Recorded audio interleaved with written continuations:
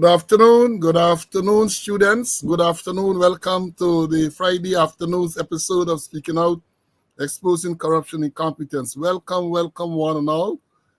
It's good to be here with you this Friday afternoon. All the rains and all of that in Guyana, on the coast in Georgetown. Be safe. Rain. They say it's raining cats and dogs. Um, Welcome to this afternoon's episode. You know, when we last met on Wednesday, we did indicate to you that we would have come on Friday afternoon because we have a lot of stuff to talk about. Little did we know that we would have had this explosive disclosure overnight about the sanction of a senior police officer and others. So, yeah, it's a good thing we had programmed it, because had we not programmed it for this afternoon, definitely we would have had an emergency session and we would have been here. So welcome, one and all. Welcome. Share the live, because, you know, a lot of people still not subscribing to the channel. So therefore, when we post a notice, they are not getting that notice that we have a program. People call me, people message me to find out if we have a program today. I have to tell them yes. So yes, here we are. Here we are this Friday afternoon. You know, Friday afternoon really is the beginning of the weekend. And in the case of in Guyana, tomorrow is a public holiday in respect of Eid ul-Adha. I think that is it now, Eid tomorrow. Yeah, so let's I don't know, weekend in particular, people are going to relax, they're going to do whatever you have to do. So it's nice to know that you're here in the classroom. Here in the schoolyard, program was scheduled, his dates were open at 1 p.m. and immediately students rushed into the schoolyard. And then when we went live, when the doors were open a little while ago, what we have? We have over 500 students already in the classroom. Of course, they don't get the thumbs up when they come in. I think right now, I got to stop. I can talk till my mouth white. Then can give us the appreciation and the thumbs up. But notwithstanding that, we're going to come and we're going to bring you the credible valuable information. Another great day that the Lord has made.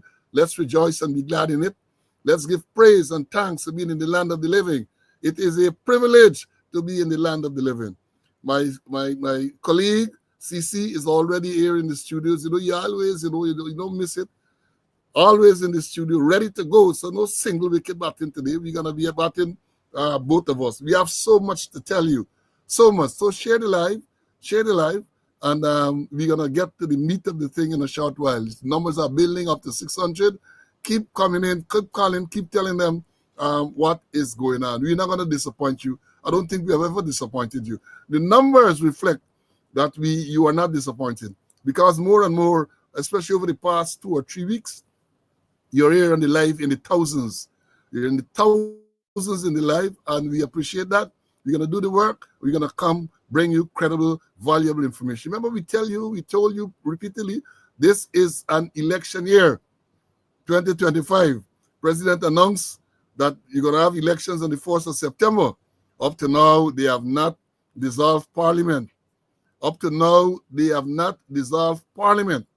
Which is critical to the whole process. So keep your ears to the ground, keep your eyes open. We are going to bring you the credible, valuable information. So yes, we have, let me run through the roll call. You know, roll call is a must. We're going to run through the roll call. Then we're going to get straight to make the announcements. Then we're going to get straight into the meat of the thing. This afternoon is pace and power. Pace and power. If you believe during the course, when Monday and Wednesday, people said, look, the class was hot like fire, listen out for this afternoon. Get your Coke, your popcorn, sit back and relax. We're going to call them out. Right. So when the program scheduled at 1 o'clock, gates open at 1 o'clock. First man is Chati, was here very early. Chati was the first man, followed by Peter, Felicia, Carl. They all came at 1. Esla. Then it was Jacko from Georgia. Aubrey came in. And then immediately after Aubrey was Vibor. The significance of that is both of them are squad mates. You see, Aubrey say he was 1953. Vibor was 1966 squad mate. CC squaddies. Joan from New Amsterdam is here. Siobhan, Brian, Patrick from the UK, 12128. Rodney is here. Charlene, 15425 is here with us. Earl, Anthony, 11032 from Peters Hall on the East Bank of Demerara. Roxanne, Emerson, Siobhan, Carl, this is Carol, Clifton, Pastor Smith, 9339 is here. Puran from the Essequibo Coast. Charles Goodman, 9407. Buxton is here with us.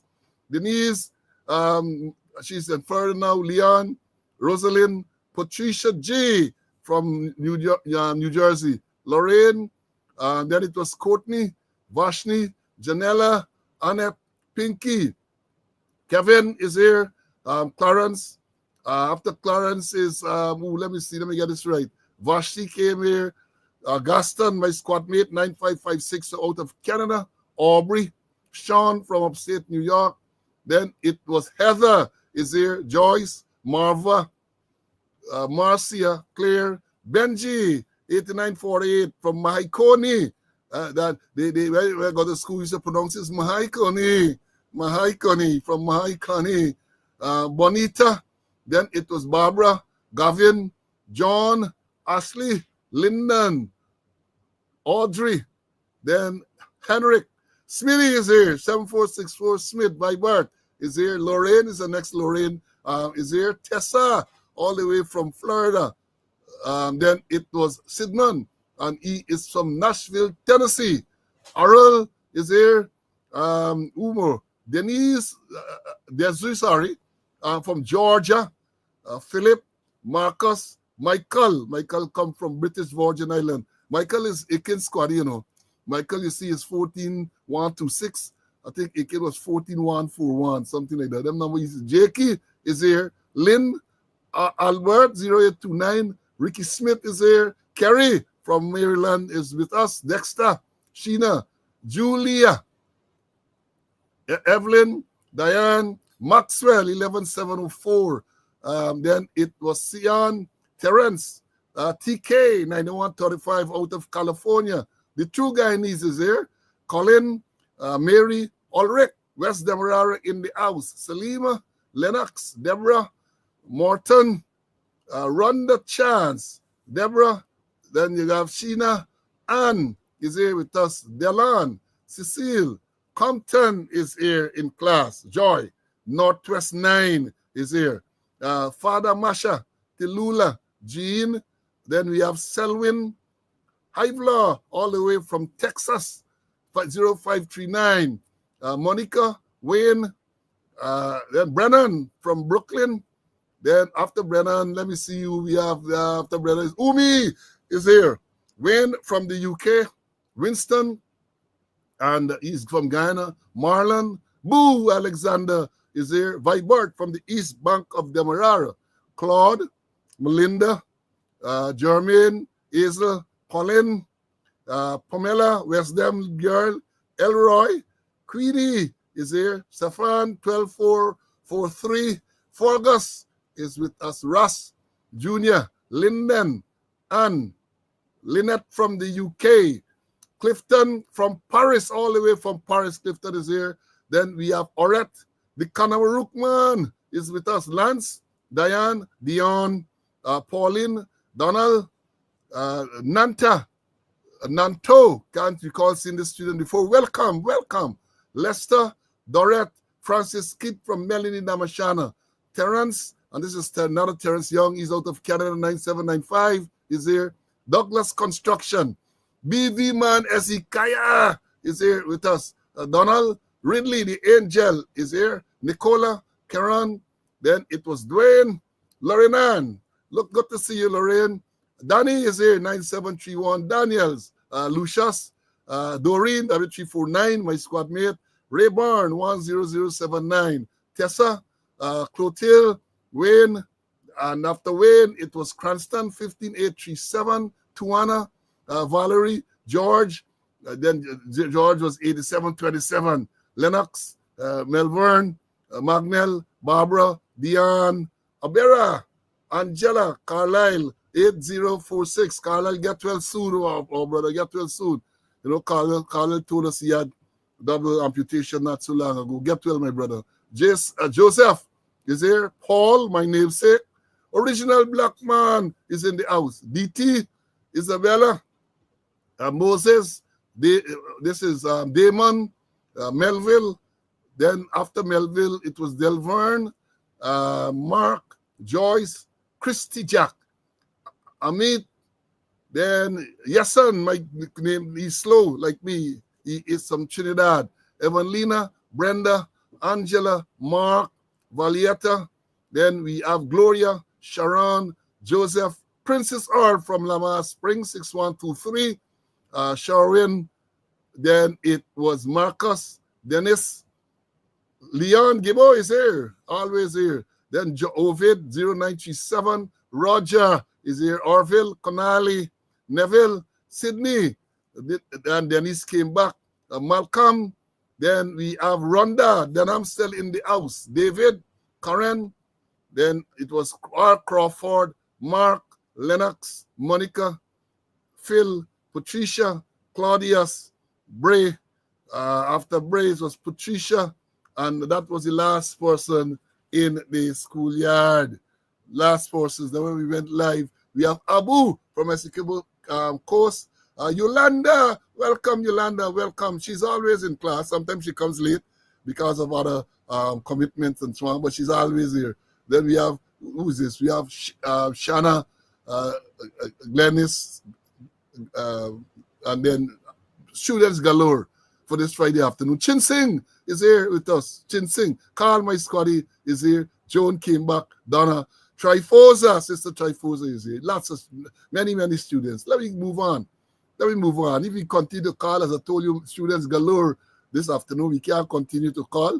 Let me get the announcements. The announcements that start, as I told you earlier, election year. Don't be carried away. They're going to come. The spin doctors are going to come. They're spinning, they're resurrecting Shane Warren. They're bringing back more Litteran. They're bringing back Clyde Butts. All them spinners are going to bring back to confuse you. Don't be confused. The wicket is a flat wicket. The wicket is a flat wicket. All the guile they're going to use, they can't get you to chip down. Stay in your crease, bat close together, and deflect and defeat this these evil people. Now, in terms of death, we told you about the death of this ex-policeman, 9843, Vincent Mears. I received information that Vincent will be buried on Monday at Maika Methodist Church. I didn't get the other information as to timing and so on. So those of you who knew Vincent Mears, 9843, used to be at Breakdown Traffic. Information is that he's going to be buried on Monday. That is Monday coming, Micah. Then, somebody mentioned that we didn't, well, they're telling me it's Sandy. Yeah, we got the news of Sandy's death. We haven't been told yet. We haven't got the details of the funeral. And when we get that, we are going to let you know about that. Today, June the 6th, it is, yes. 448 days. Let me get here, 448 days since Sergeant Alex Vaughan was shot and killed. They claimed that by one of his colleagues. And these people who talk about transparency. They use the word transparency. Apart from that initial thing where they told us that he was shot by one of his colleagues and they say it's a friendly fire, we ain't hearing anything more. By now, we're not surprised. They're dumb. They can't speak. By now, we are not surprised. We got a lot of dumb men in the police force. They can't talk. And, well, some of them can't write as well. But that is what we have. 448 days and counting. And nothing. Then we also tell you that in terms of the accident, there was a fatal accident again on the Essequibo coast. Essequibo seems to be carrying this thing now, In the past 2 or 3 weeks, there's about 3 or 4 fatal accidents on the Essequibo coast. I'm going to talk about it a little later because I want to point out some things that the police release said. The police release. But this accident involving the aeronautical student, Kevin Bacchus of Queenstown, Essequibo coast. And another case of lawlessness. We're going to deal with it a little bit more. But for now, I want to extend condolences. I understand too that I just saw the thing coming through that this gentleman who's in charge of forestry, James Singh, I think was his name. Can't remember the exact name. But he was at forestry there. Some of you students might remember Mr. Singh at forestry.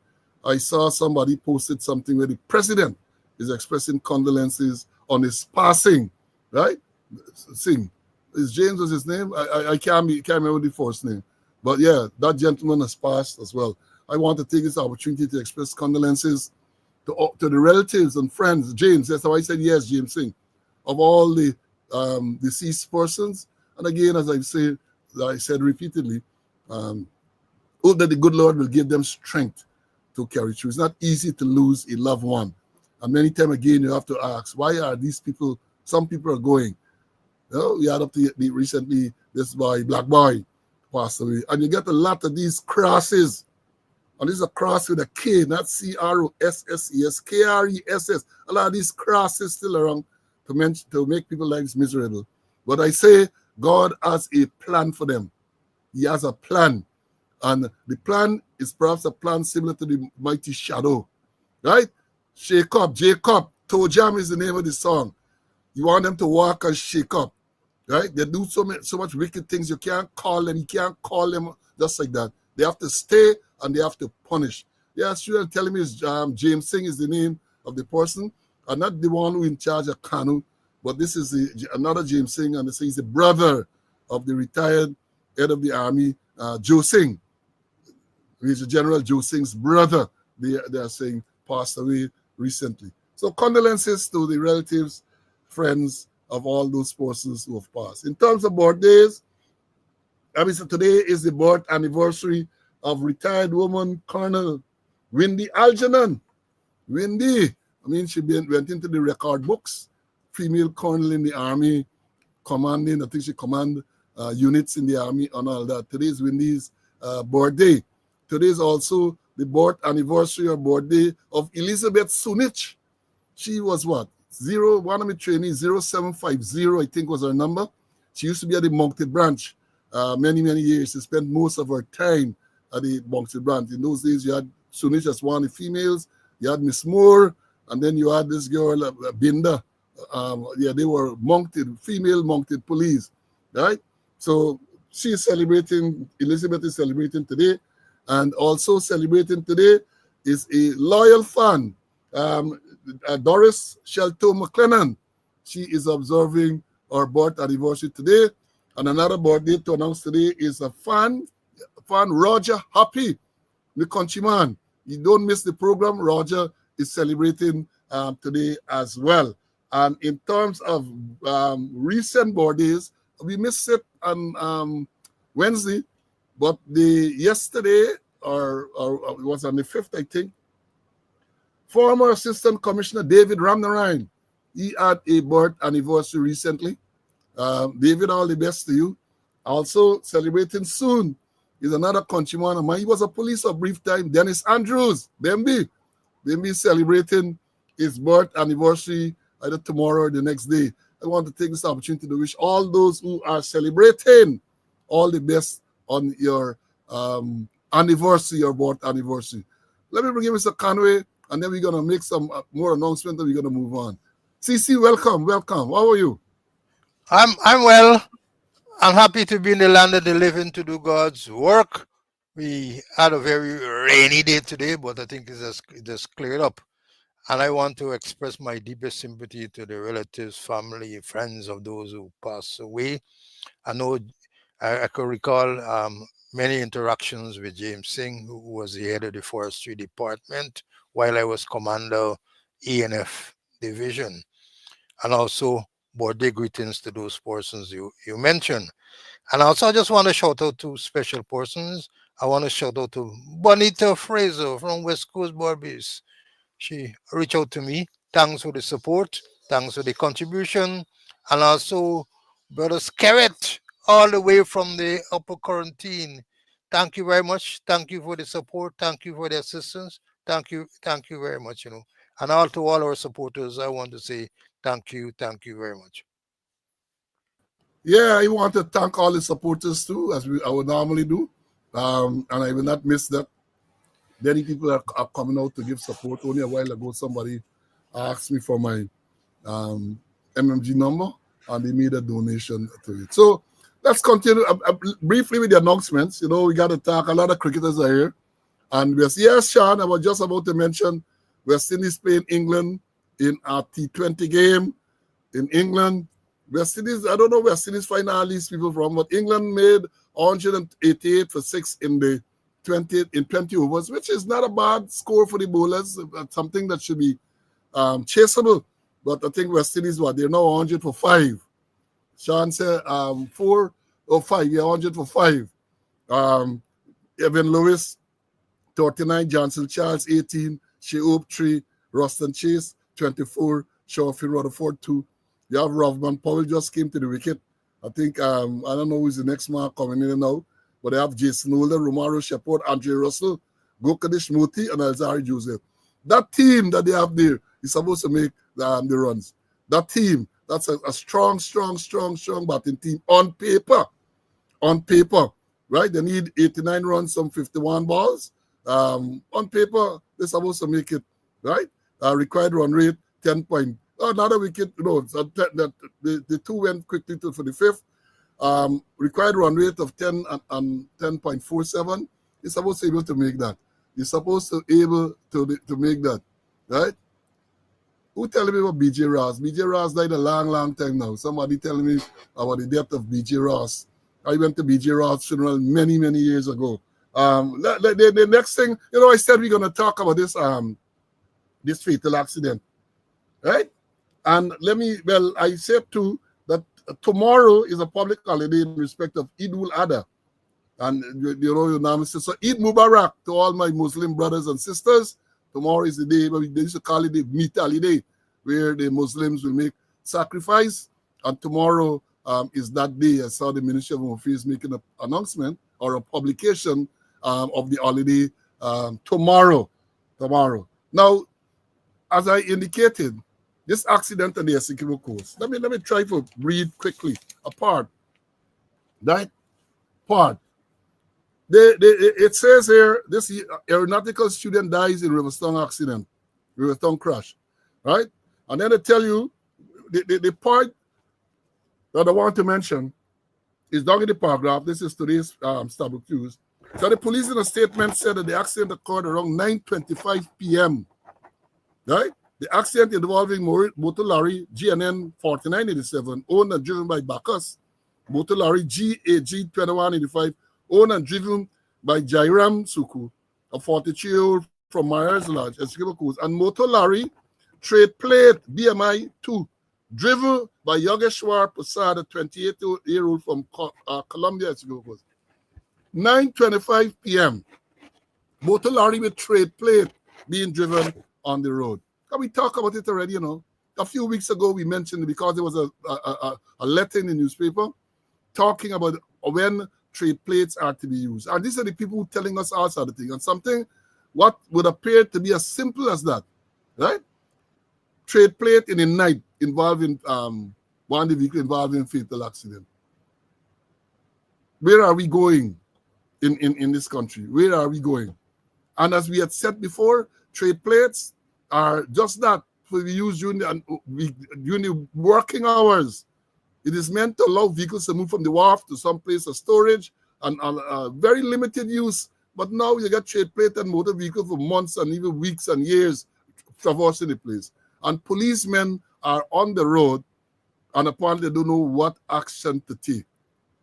Abuse of trade plate, and that's why we talk about the laws. They're going to call the pass law. You don't have to pass a law for the trade plate. The law is already there. Just enforce the damn law.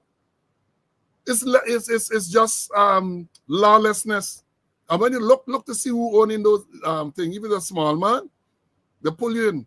You had not so long ago a protest in Linden, and we saw video and evidence that vehicles working, trucks fetching load with trade plates, with foreign license plate, all of that going on.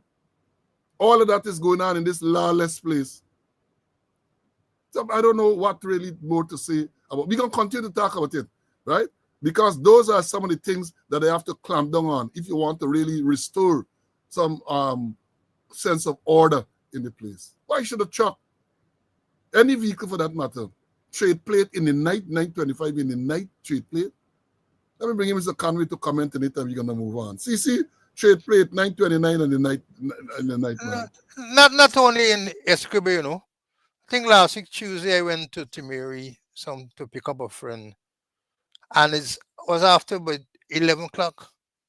And on the way up, I saw two vehicles, one with trade plate and one with a foreign plate.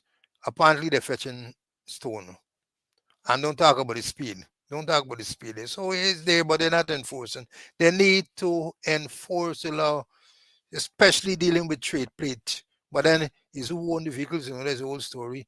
Some minister or somebody connected close to the minister, and that's it. So they can do as they like, drive as they like, and do all kind of thing with the trade plate. Yeah, that is what is going on with this street plate. Now let me move on. Something I want to clarify before we go into the substantive subject and so on. We spoke about this policeman who was transferred from Region 1 because he shook the hands of Azruddin Mohammed, transferred all the way to Molson Creek from way west to way east. And people were making the comment about the transfer and implying that maybe it's the divisional commander.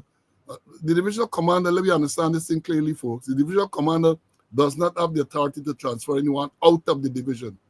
The fact that this man is transferred from Region 1 to Region 6, it means that's a headquarters decision. There's a police headquarters has to make that decision. A divisional commander transfers within the division, within the stations in the division, but not out of the division.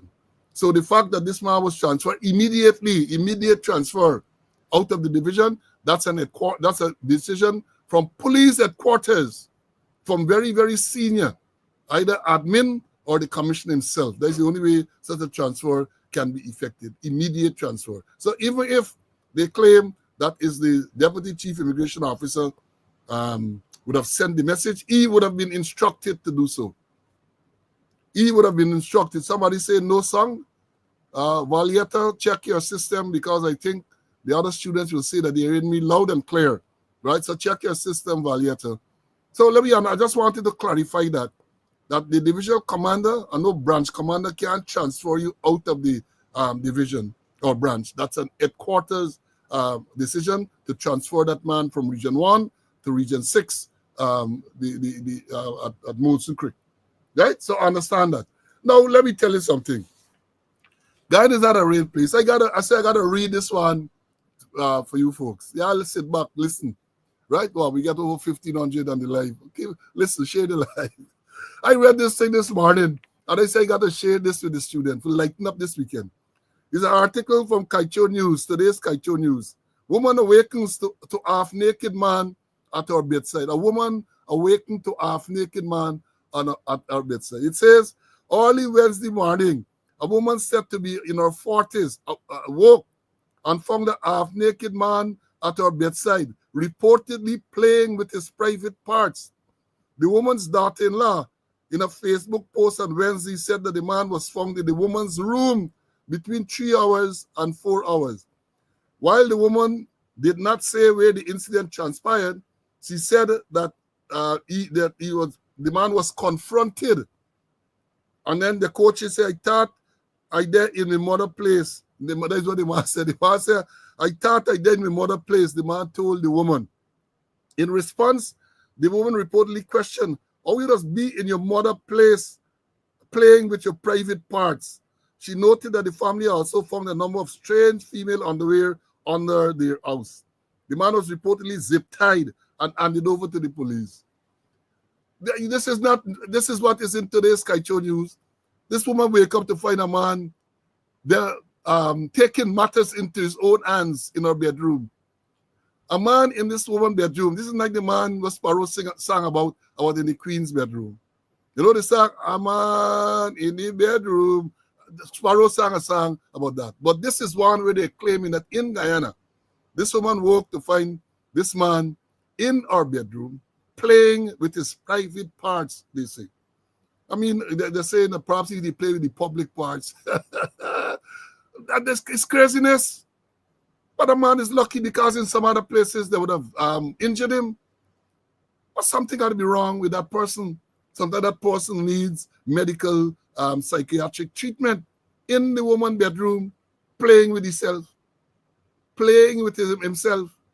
So I say I got to tell y'all, especially the women, to be very careful Make sure you lock up. The man say he thought he been in the mother house. I thought I was in my mother's house. And therefore the woman had to confront. He said, is there in your mother's house and playing with yourself? That is what is being reported. Let me ask you, see if you want to say anything on this strange development. See, that is what Kacho is reporting, man. Perhaps the man is a handyman, a handyman. So there's what happened there. I like how your man with words. The man's a handyman. The man taking matters into his own hands in the woman's bedroom. And that is what is being reported. Now, there's a matter that I want to bring to attention. We're going into the real stuff now. Let me see if I can make sure I can find it. Right? This is, we jumping around and we saying us other thing. I don't know where this document is. But it's a case where I can find it. I want to read it to you, But while I'm doing that, let me remind people who are around in Brooklyn, in the New York area. Today at 6 p.m., there's a memorial service of Adriana Young. I have an information here say it's 6 o'clock, 6 p.m. at Bethesda Healing Center. It's located at 167 East 98th Street, Brooklyn, New York, 11212. They have this memorial service there for little Adriana. Now, the matter that I wanted to bring to attention, I can't put me on it now. So we're gonna move on. When I find it, if we have time, we're gonna come back to it. Now, folks, let me pull up the main thing, This story where the sanction. Yesterday it broke, the news broke sometime yesterday afternoon, that the United States government, right, sanctioned several persons, including 4 Guyanese. The United States government sanctioned 4 persons, including 4 Guyanese. Among the Guyanese, these are the 4 persons who were sanctioned. Among the Guyanese is Hemnat Shah, who is a senior superintendent of police. And the names are there: Randall Duncan, Paul Davy Jr., and Mark Cromwell called Demon. They are the people who are said to have been sanctioned yesterday. Now, we have a lot to talk about it. So share the life, right? I'm sweating because of the pace I can bowl now. Now, let me make the point. Let me read this article about the same thing.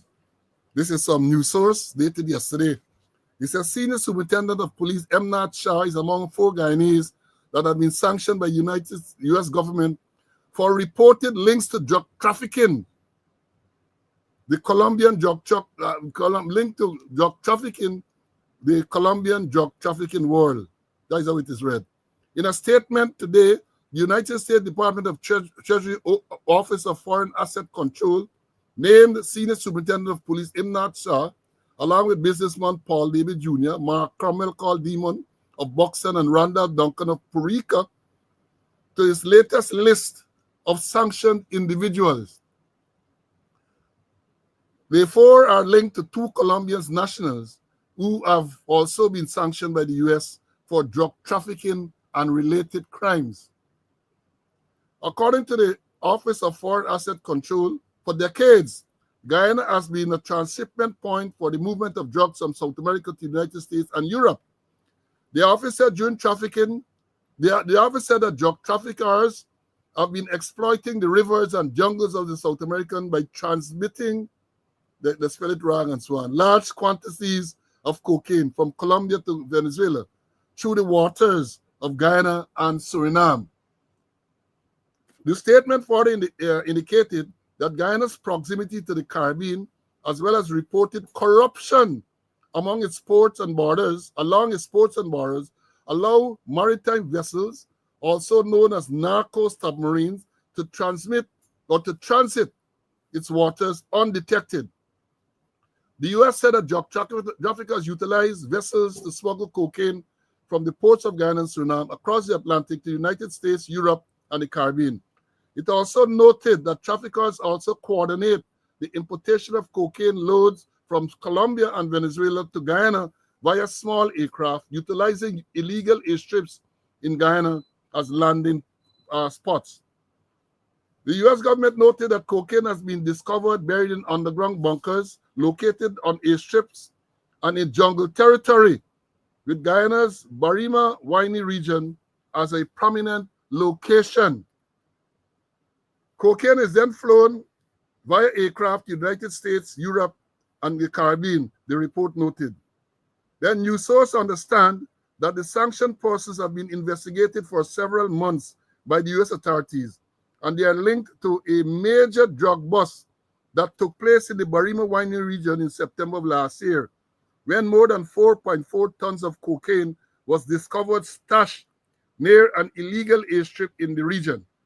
During the operation, it was the Customs Anti-Narcotics Unit that worked along with the Guyana Defense Force Special Forces and the U.S. Drug Enforcement Agency.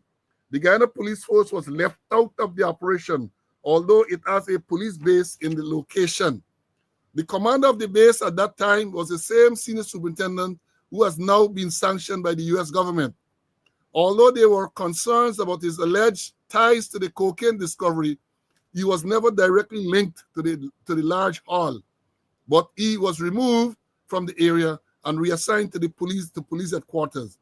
The Guyana Police Force this afternoon, that's yesterday afternoon, indicated that he was still on active duty. It is unclear what actions will now be taken by the police force in the wake of the sanctions. Businessman Paul Davy has long been on the radar of local and foreign drug investigators. His late father was also under the eyes of the U.S. drug investigators for his alleged ties to the narco trade. He passed away a few years ago during the COVID-19 pandemic and had been flown to Colombia on a private jet for treatment, but still died after contracting the virus. Buxtonian Mark Cromwell has also been linked locally to drug trafficking previously. He is a former policeman turned businessman, and last year a wanted bulletin was issued for his arrest in connection with a kidnapping probe. He has also been known to be closely linked to a number of persons in the present government and has been spotted in public settings with some of them.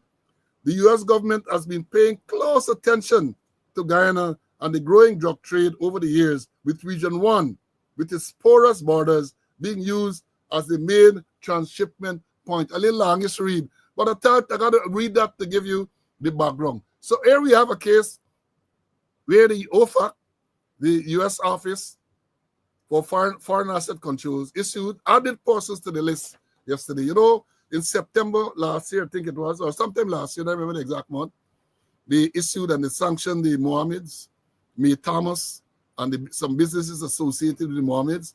And in recent times, with the word PNC and their supporters make it big nice. They're calling Azudin Mohammed, who has indicated his intention to run for president, the sanctioned man. That's what it is called, the sanctioned man. Well, here we have now a senior police officer, senior superintendent of police, who is now sanctioned for drug trafficking. I want you to sing that. I want that sinking, you know. I want that sinking to you people. A senior police officer, he holds what? The fourth most senior rank in the force, because he's commissioner, deputy commissioner, assistant commissioner. He's one of the several senior superintendents in the Guyana Police Force. He is now sanctioned for drug trafficking. Sanctioned for drug trafficking. And they come out with a statement. I read all of this thing now. Y'all sit back. The afternoon now starts. Sit back. Sanctioned for drug trafficking. Let me bring in Mr. Conway to talk about that part, and then we're going to move on. We're going to take it in spells, or as the moment said, we're going to take it in tranches. We're going to take it in piece. We're going to dissect it little by little. See, a senior police officer, senior serving police officer, sanctioned by the United States for drug, because of his involvement, the alleged involvement in drug trafficking. Let me hear you on it. Well, it's in September last year, you know. September last year, allegations surfaced, and I think Kaicho said he was fingered. And what they did, move him from region number 1, carry him in charge of the transport workshop, way to go from a cadet officer.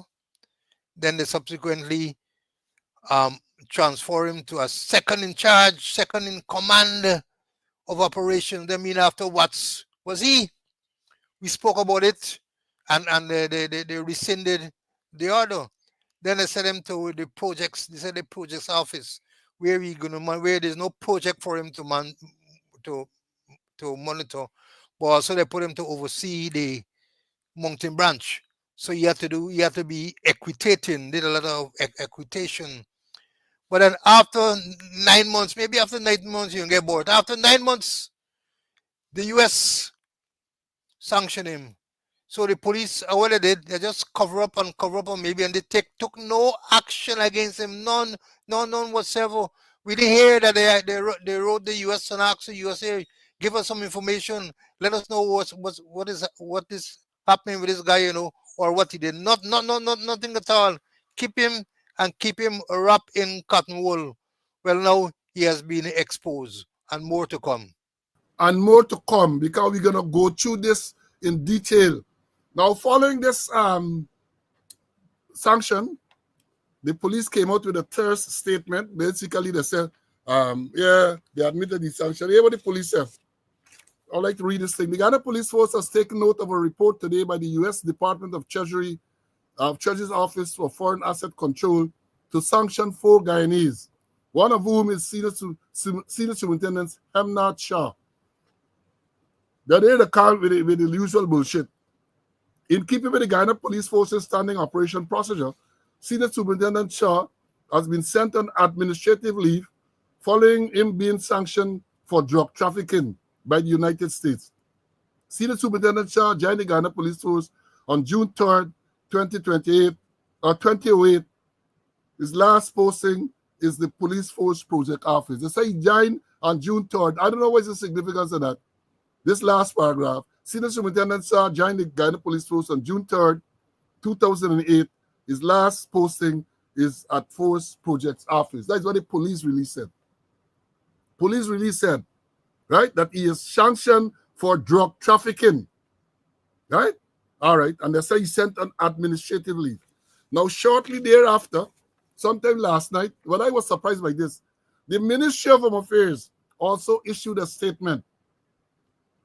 The Ministry of Home Affairs issued a statement, and I'm going to read what is being said here. The Ministry of Home Affairs says it welcomes a significant development in the action taken today by the United States Department of Treasury, Office of Foreign Asset Control, OFAC, in sanctioning a number of named Guyanese and foreign nationals as a result of continuing investigations into the use of Guyana as a place for transshipment of drugs to the United States of America. The OFAC imposed sanctions against Ghana Police Force Senior Superintendent Imnat Shah, among others, from drug trafficking. That is what they say. Let me read about. This is how they write it. The OFAC imposed sanctions against Guyana Police Force Senior Superintendent Imnat Shah, among others, for drug trafficking. In reference to this development, the police office commissioned. Hear what the Ministry of Home Affairs is saying. I hope the U.S. people are listening because I'm going to go through this in detail. They say in reference to this development, the police office commission has taken note and sent Senior Superintendent Imnat Shah on administrative leave with immediate effect to facilitate further investigations. Further actions will certainly follow. The government, through the Attorney General's office, will request details from the Office of Foreign Asset Control via the Department of Justice, a component of the United States government, to facilitate further investigations.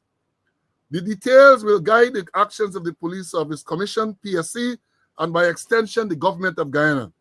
The government of Guyana remains unwavering in its commitment to eradicating drug trafficking and dismantling criminal networks to facilitate these illegal activities.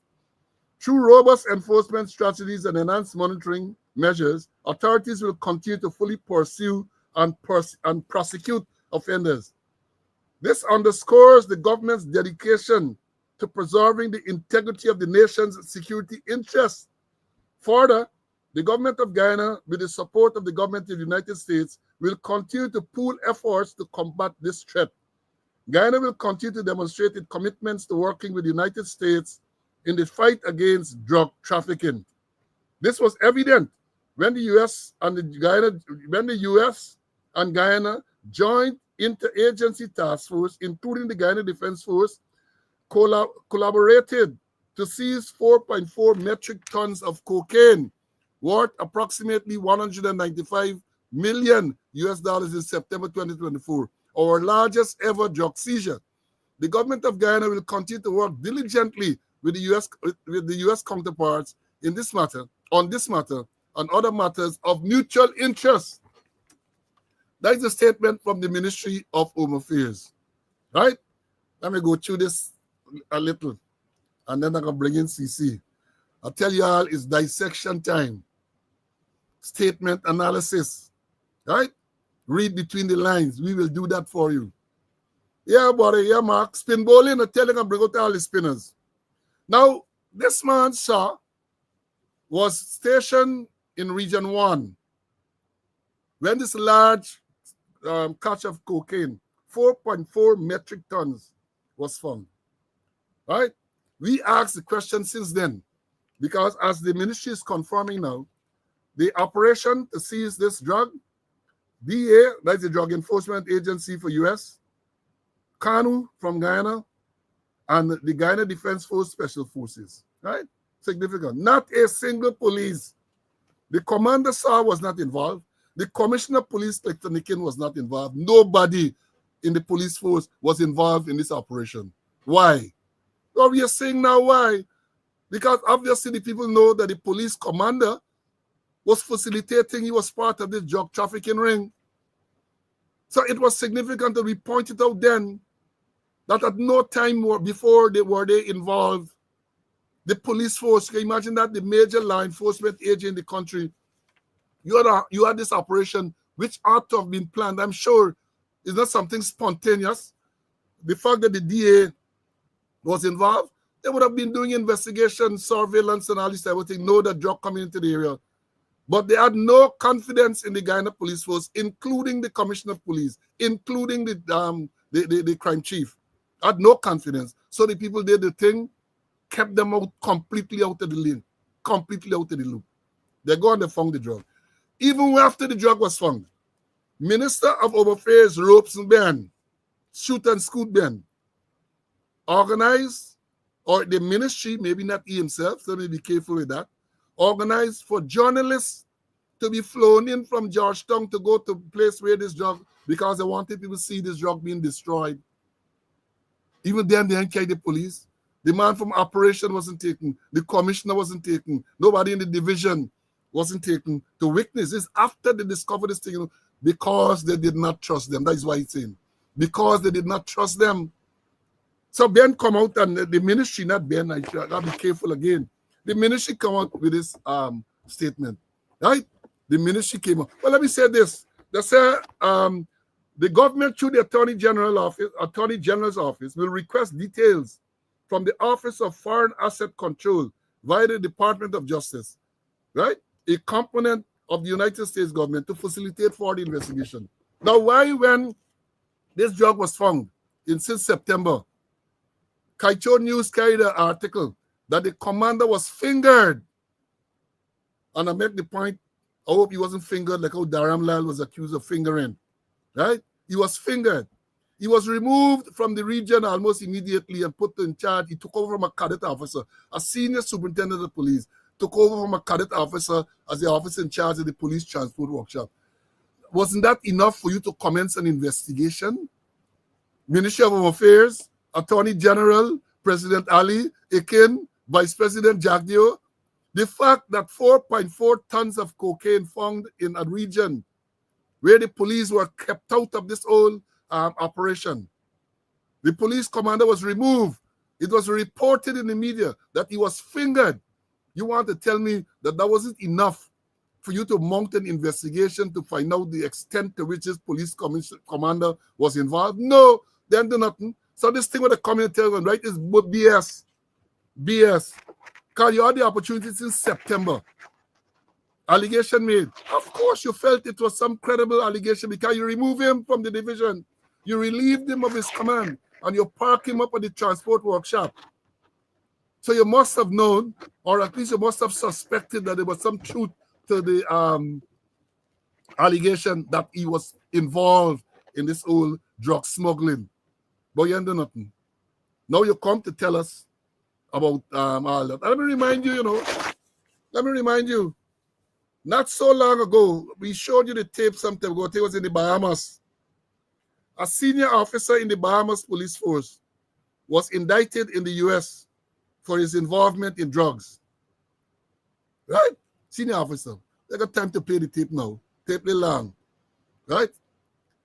The man, the commissioner of police, saw it fit once he confirmed that this senior officer was arrested on the accusation of drug smuggling.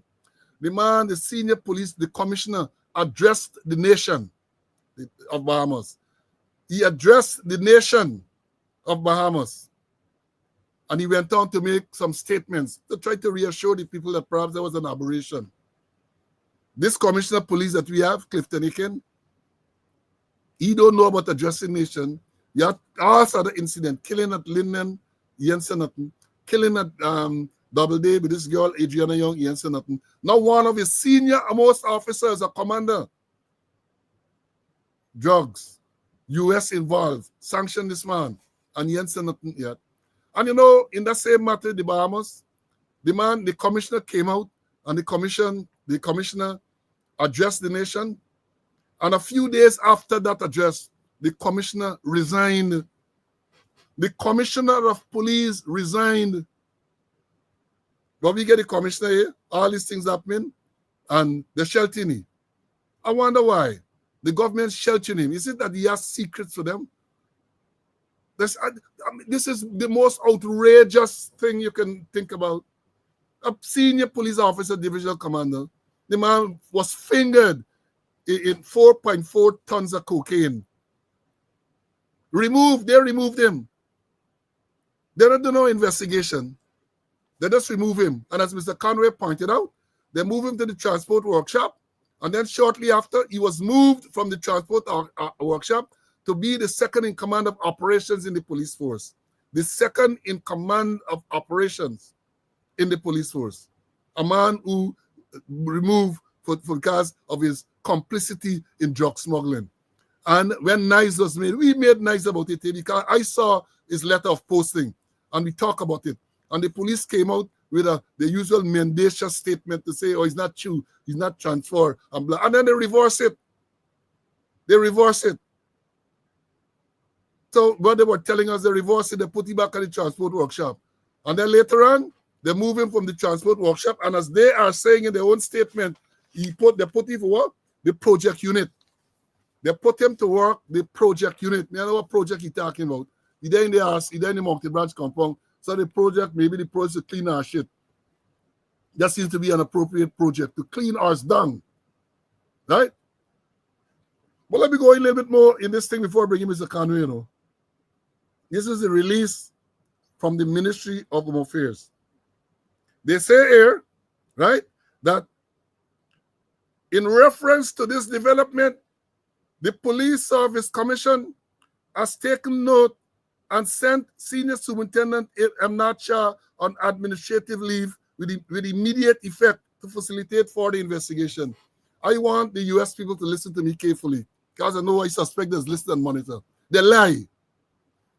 But let me go into proper. They're untruthful. They are less than candid. But we got they lie. No Police Service Commission. You know why I'm saying that? I tell you, I love research. Let me show you all why I'm saying that. Look at this picture. Look at this picture. This is the Police Service Commission being sworn in May of 2022. This is Farley, who was the chairman. This is Ernesto, something his name. And this is the late Mark Conway. And in this article, which was published on the 31st of May 2022, it said that the fourth member, Akim Mohammed, I think it was out of the jurisdiction and he will be sworn in later. What is the significance of this, comrades? What is this? I said, you comrades. Let me read. While you look at it here, let me read Article 210.2 of the Constitution of the Cooperative Republic of Guyana. Article 210.2. U.S. Embassy and all these people who are going to think, the references there. Hear what it says. Quote, subject to the provisions of the following paragraph, the office of an appointed member of the Police Service Commission shall become vacant at the expiration of 3 years from the date of his appointment or such earlier time as may be specified in the instrument by which he was appointed. It means, therefore, that this service commission that we see here, this swearing in took place, this ceremony, or at least the picture, was published on the 31st of May 2022, which means that this ceremony had to have taken place before. It means that the life of the commission has ended. And we ain't talking here about the fact that one man died and he was never replaced. God Nandalal said there's nothing wrong with, even the Chief Justice in the ruling had said that you have to have the 5 members. Nandalal come in his usual bombastic self and say, hey, that is not so. Well, all right, let me give you that for argument's sake. So what happened to the 3 years that the Constitution Article 210.2 speaks about? What happened? And when they talk about, when the Constitution says here, they shall become vacant at the expiration of 3 years from the date of his appointment or such earlier time. So it can last, it can be an earlier time because people can resign. As in this case, this man died and they can replace it. But 3 years is the maximum. I was the chairman of the Police Service Commission. We, along with Mr. Conway and others, we were sworn in on the 9th of August, 2018. Then the president moved to suspend us on the 16th of June, 2021. And the life of that commission that I chaired automatically ended on the 8th of August, 2021. The Constitution didn't change. These people were appointed in May 2022. They had another legal thing about it. May 2022.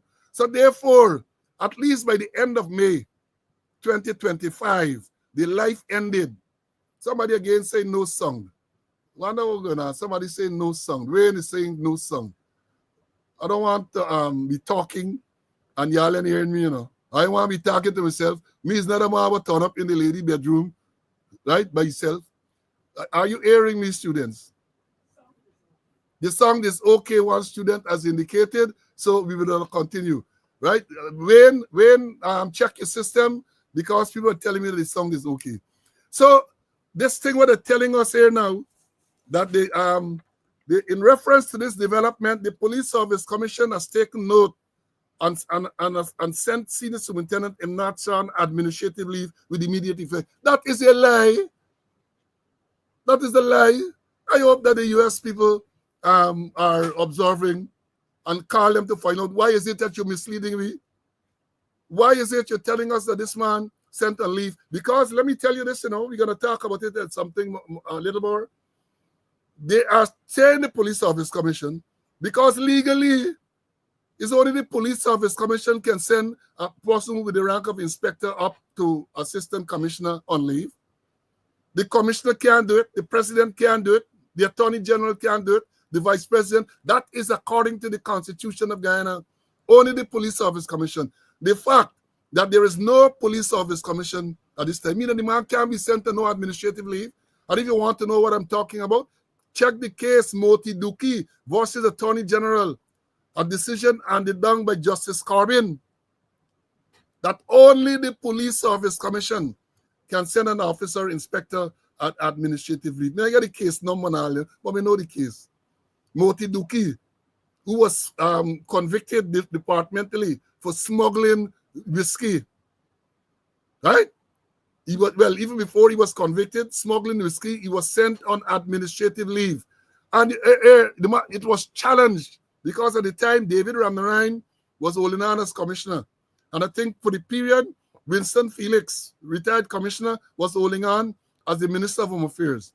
And they took a decision to send Ramnarine on administrative leave because at the time, there was no Police Service Commission. Duki challenged the decision. And you know who represented Duki? You know who represented Duki? County the records, Anil Nandlal. the man who's now current attorney general. So he knows. He knows. He represented Duki, and the judge ruled that they can't send him on administrative leave. Only the police service commission can do that. That is what the judge ruled. And at the time, there was no police service commission, so he could not have been legally sent on administrative leave. Let me bring you Mr. Conway, and then I'll come back. See this administrative leave thing where they said that they're lying to the nation, they're lying to the Americans, trying to give the Americans the impression that they have taken immediate action. What is a lie? Let me hear you on that. Mendacity. You talk about spin, Perhaps maybe they recall, because yesterday marked 32 years since Shane Warne bowled the ball of the century, the ball from hell, the ball, and destroy Gattin, pitch way outside the leg stump and hit the of bail, So they must believe they could spin like Shane Warne, but Shane Warne was a class of his own. But then let's look at the police report, the police release. They talk about their standard operational procedure. What standard operational procedure get dealing with sanction for drug trafficking? What they got? They're trying to look nice. And they talk about standard operational procedure. No way. And as you already mentioned, as you quoted from the Constitution, it's 3 years. Appointment is 3 years. When we were appointed, it's stated in our letter. 3 years, and it then the Constitution, and the 3 years finish. So this police service commission what they're talking about is a phantom. It's a phantom. It is not in operation. It dead. And they're quoting dead man. They're quoting dead people that dead people say. Then they put them up on administrative leave. Goodness gracious. And if you go back a little too, because when they said that Mandel upon administrative leave, it was not official and it can't be official. Because according to the ruling of the Chief Justice, that it cannot perform any functions of the Service Commission unless they get all 5 members. When they get all 5 members, I think 3 could be a quorum. There is no police service commission. Any service commission of the talk about is a front, and they're lying to people that this police service commission send on leave. How could you believe them? They're not credible. And then the Home Affairs jump on it. Apart from the police, the Home Affairs jump on it. And talking about the police service commission, police service that isn't in existence. We do our research, We know the law. And it's true with Dukimato. I have a copy of the ruling where Justice Corbin say only the police service commission, not the Ministry of Affairs, not the Public Service Ministry, not no president that could send them up on could send a police from administrative leave. It had to be the police service commission. And you don't have a police service commission in existence. You're not there. You're dead. Dead. So you're telling me zombie story.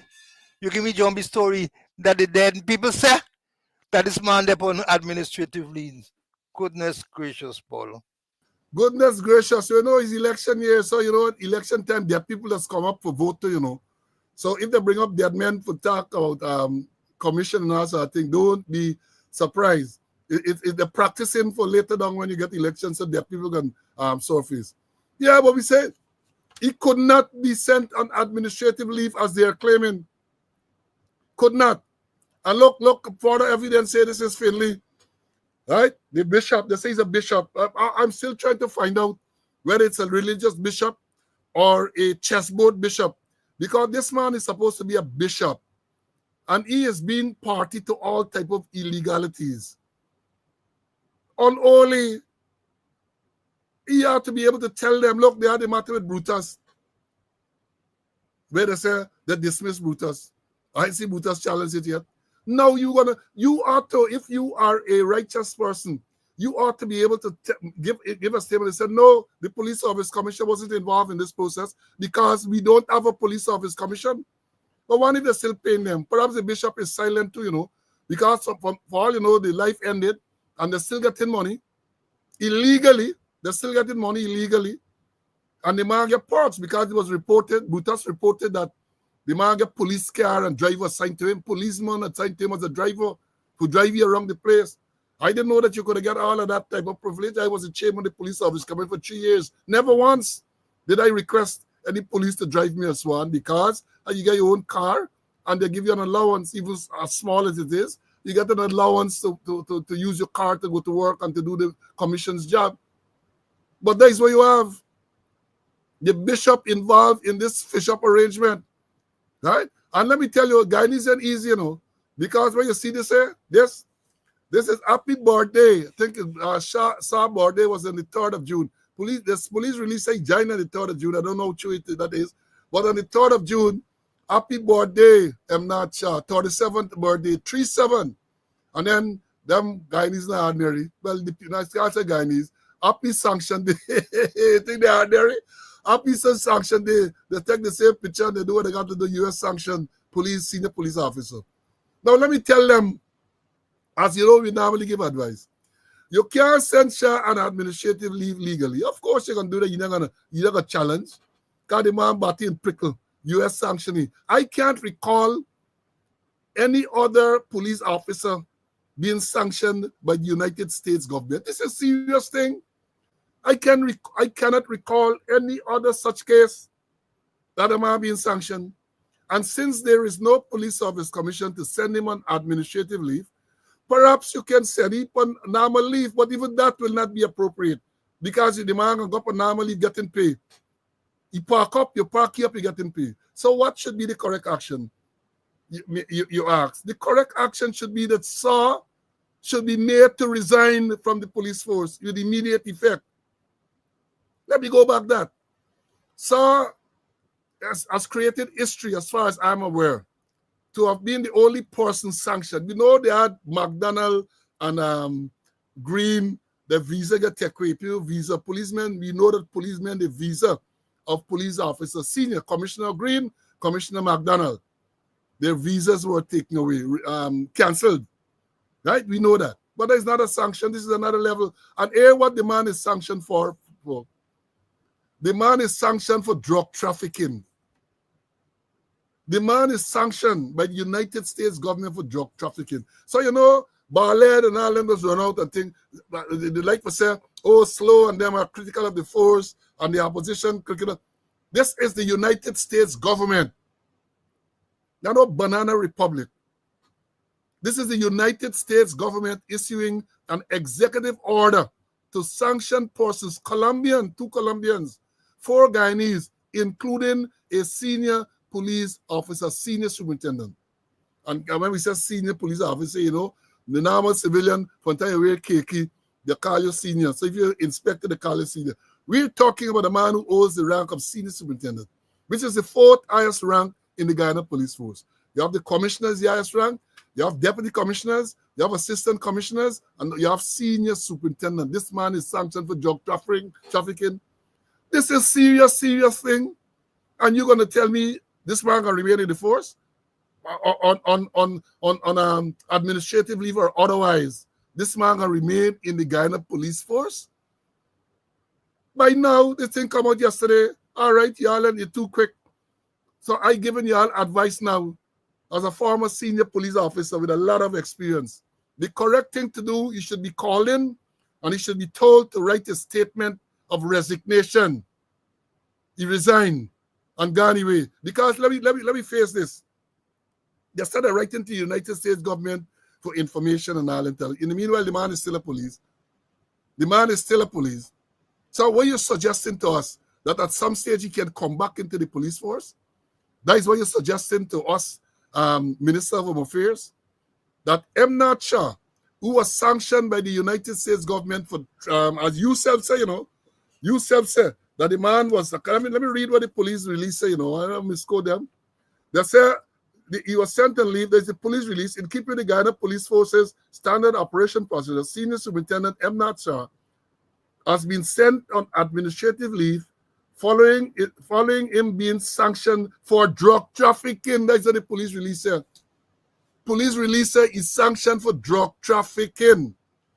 And you are suggesting to us that there is a possibility, remote or otherwise, that this drug trafficker, according to the US, is likely to come back in the police force?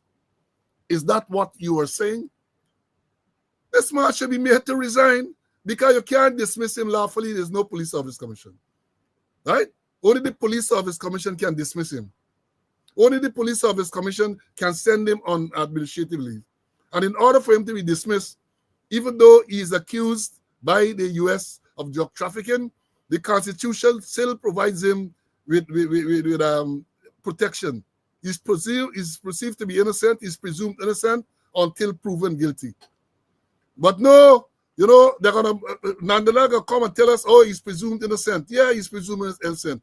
But yet still, the Mohammeds are sanctioned, and according to y'all, they're presumed innocent. They are guilty.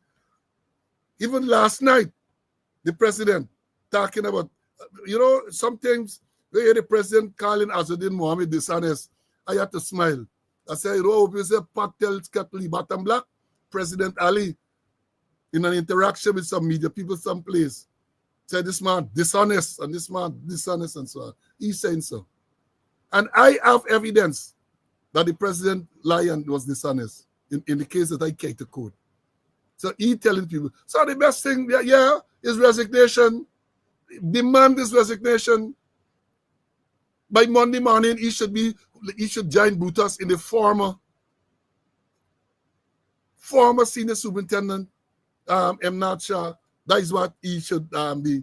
But listen out for them telling you that it's only an allegation, even though the allegation is made by the United States government. They're going to tell it's only an allegation, and he is presumed innocent until proven guilty. Akin didn't know that when he dismissed Damian McLennan, Thorsten Simon, and the Nabriga boy over the Quindon Bacchus matter. Right? They went to court on the 5th of July 2022, and he dismissed them the same day. So they weren't presumed innocent. But you're going to tell us now that Saw enjoys the presumption of innocence. Animal Farm. I have enough more to talk. Enough more. But as I say, I want to argue about it. And let me spoil y'all Friday afternoon by telling y'all West Indies lose the game. Jacko, Gavin, let me spoil y'all Friday afternoon and tell you, sir, West Indies just lost to England by 20-something runs or something. They end up at 106-9. Spoiling your afternoon, and they're in the type of mood this afternoon. So again, coming back, there's a side. M. Shah, Senior Superintendent of Police, should be called and made to resign immediately. Right? Go your way. Because other than that, what you're doing, you have an alleged drug trafficker in the police force in a senior position. You park you up, you're getting pay and taxpayers' money. You're getting taxpayers' money. They park up Mandal too, over a month now, you hear nothing more about that. He's going to crawl back into the force too. He's going to crawl back at some stage. So, and we're going to monitor. And it comes all back to what we were saying all along.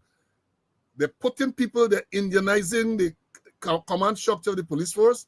So they're putting accelerated. Man is 37 years, he's a senior superintendent. Think about it. Little experience.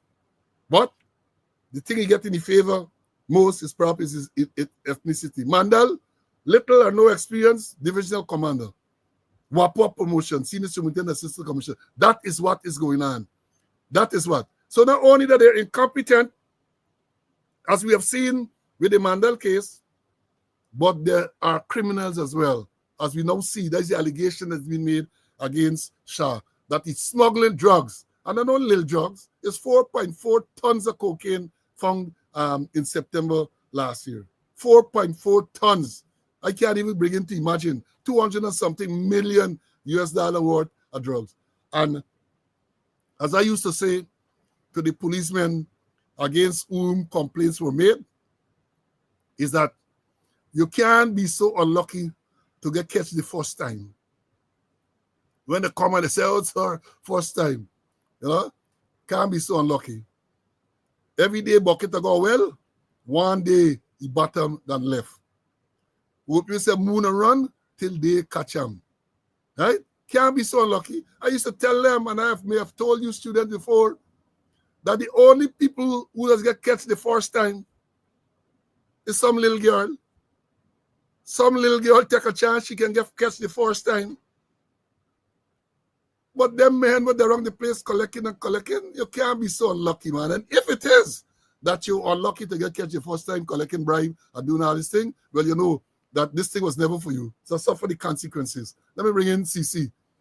CC lang if you get a button. CC, your team last, and I know you're going to get over it. Let me hear you on this administrative leave and this thing that I'm saying you should be made to resign immediately. What is your take on that? Before that, let me put things in proper context, and repeat what you said. Part of Indonesian the Guyana police force. This man, Shah, born in the police special branch. He never string buried there. He grew up there. All the special branch, no general policing experience. The techie, they send him to Borbis. Not put him in a subdivision where we could learn some police work, but get him at headquarters, where most time he there lock up in the office because of, and blame it on COVID-19. And then they send him to region number 1, the Northwest, the northern tip, where bordering Venezuela, where he was the Obituaries creek, a little creek. You make a plunge and it's gone over to Venezuela. Large influx of Venezuelan to and fro there. Put the command of the division. And the division is hardly a crime. The 11 or so that is analyzed. Very few you get there. And you left it there. No oversight. Nothing really to do. Idlands, mischief just come up. So I am not surprised that he got involved in or the allegations are he gets sanctioned for drug trafficking, because that is what happened in the Northwest is the epicenter for drug trafficking. It's there. Drug trafficking and fuel smuggling, it's there in the Northwest. So you put a commander there, he ain't get nothing to do. He's going to find things to do. So I'm not surprised that he was fingered. I'm not surprised at all that he was fingered, that the police, they're not managing the police force. But because of the color of my skin, or maybe the texture of my hair,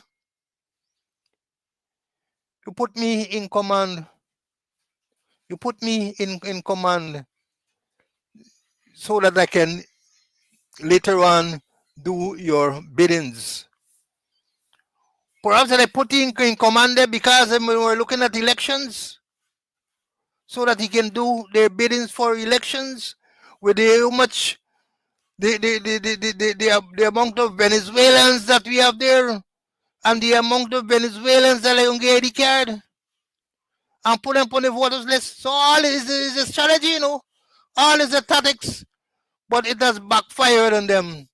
It has backfired. So I'm not surprised that he was sanctioned, according to the police report, for drug trafficking. And as you rightly say, you gotta go, should resign. You pack up and go along your way. Bye bye. Let him go along his way.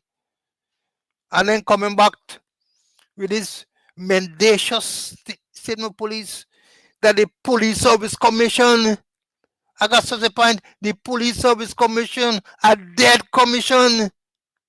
giving them information, giving them passing instructions. A dead service commission, zombie policing they're doing. Zombie policing they're doing, Paul. Well, let me tell you what the crystal ball says, student.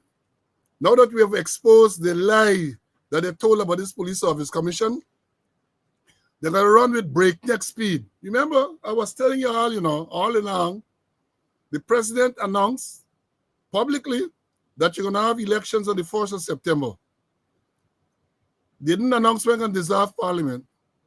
They went to parliament, I think, twice last week or this week, whenever, for bill and all other thing they're doing. I had said that I think you have to get 90 days. I understand people saying that maybe not as many as 90 days. They can wait until up to 31 days before election and dissolve parliament. I don't know. I don't know the exact figure, but I know parliament has to be dissolved. I know the practice used to be 3 months before you dissolve parliament. I'm not sure what the constitution, what the law says. But I am predicting, because they have not dissolved parliament, and the fact that we have raised this issue, they're going to run with breakneck speed to make sure that that same commission or some other commission is reassigned. Let me repeat that. Crystal ball. Me I know Obia, man. They call it intelligent anticipation. They are going to run now with breakneck speed, right?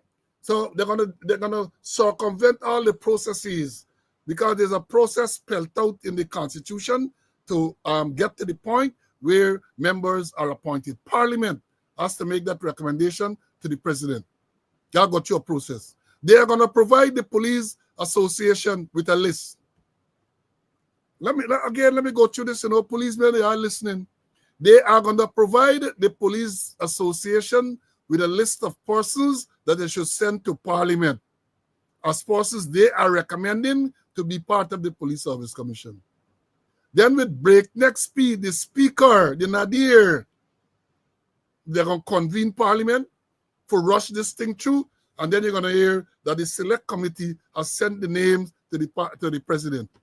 Because there's the process. Once the names are sent to the president, then all the president has to do, according to the Constitution, he selects one of the names as the chairman. One of those persons can't do not make it. Well, officially he can't. Officially he can't. He cannot.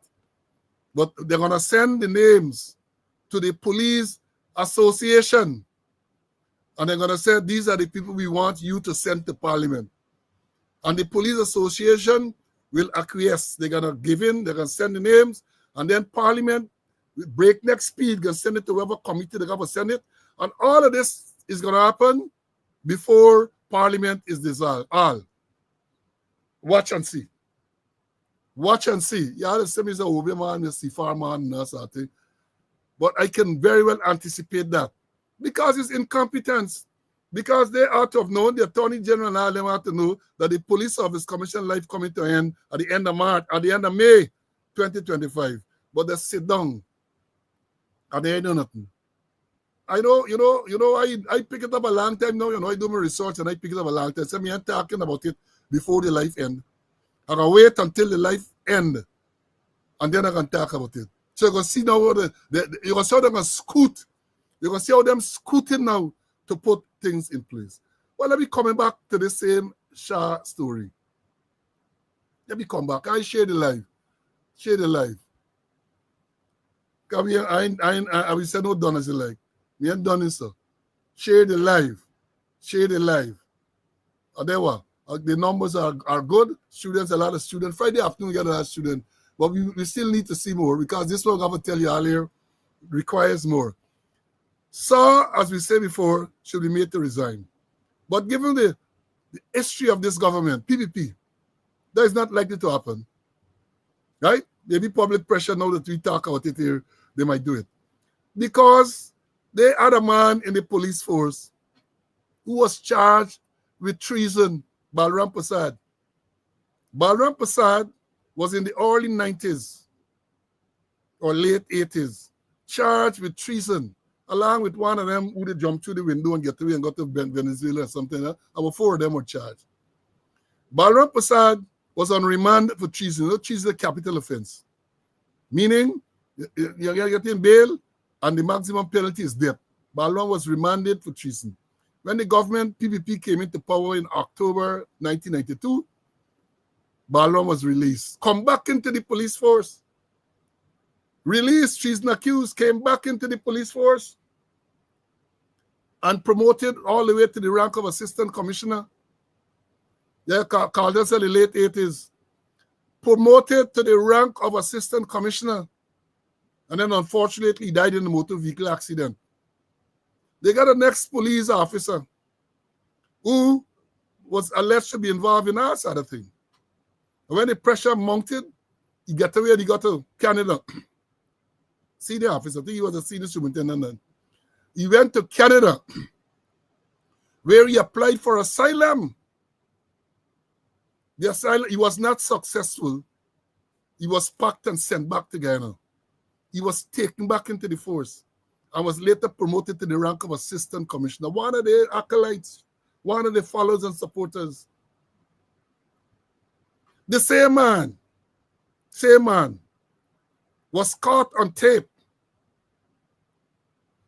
making some deal with a man who was said to be a drug pusher for some $50,000 US. Police officer, senior police officer. That is during the, I think, Jagdi would have been the president then. Man caught on tape, right? Then the whole thing blew up. Green was the commissioner at the time. I had just left the force. That was around 2011. I left in 2010. So Green sought to rebuke or to confront this senior officer who was by then an assistant commissioner, run to Canada, sought asylum, and get you, come back in the force, promoted to assistant commissioner, get caught in tape, trying to swindle, trying to get some $50,000, 50,000 US or man. He claimed that it was some operation he was setting up. That was his claim. So at a meeting at police headquarters in 2011, Green, at an open meeting, started to rebuke him or something like that. The man tell Green, what you telling me about drug smuggling? Look outside the window, them two cars, drug people car. The man said Ikin, who is now commissioner, was driving one of those, the drug pushers car. His personal assistant, Green personal assistant, was the next person who was said to be driving the drug man car into police compound. Mirai challenge you. So when you're talking about me and thing, look, they can drive in that car out there. Fancy car, the drug man car he driving. I hear, according to the records, admitted that he was driving the car, but then he said he didn't know the man who owned the car was a drug man. The senior police officer can't recall exactly what his rank was at the time. They can attack him out. So this is not unusual that they can get you there and keep you. And then the question before I bring in Mr. Conway, this same man, because people are saying that the man was kept in Region 1, Shah and back to Shah, because he was being covered by senior people. He was being protected by senior people to remain there, and allegations find as to why people suggesting these are all allegations that he did getting drawback. People have said, they talk about investigation. It has been rumored that if you were to check the assets of the officer, it is clear that his salary and all he get he couldn't be able to build all them fancy house and get all them things that he get. So what happened? You wait until the US you're asking the US through the Attorney General for said information. You can't go and start doing the integrity testing now to check his assets, check his bank account, check all them things. You got to wait for the US to send information to you. It's just BS they're telling us. Gaslighting. So the man